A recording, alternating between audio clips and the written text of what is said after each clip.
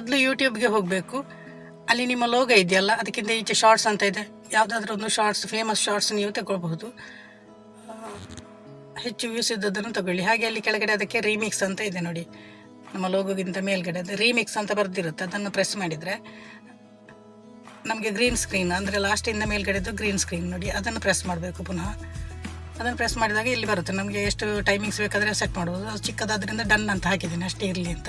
ಆಮೇಲೆ ಫೋನನ್ನು ನಮ್ಮ ಮುಖದ ಎದುರಿಗೆ ಹಿಡ್ಕೋಬೇಕು, ಆ ಕೆಂಪು ಬಟನ್ ಪ್ರೆಸ್ ಮಾಡಬೇಕು, ರೆಕಾರ್ಡ್ ಆಗುತ್ತೆ ನೋಡಿ. ಆಮೇಲೆ ನಮಗೆ ಬೇಕಾದರೆ ನಮ್ಮ ಹೆಸರು ಎಲ್ಲ ಬರಿಬೋದು ಅದರಲ್ಲಿ, ಚಾನಲ್ದು ಲೋಗೋ ಹೆಸರು ಎಂಜೆ ಹೆಗ್ಡೆ ಕ್ರಿಯೇಷನ್ಸ್ ಅಂತ ನಾನು ಬರಿತಾ ಇದ್ದೇನೆ.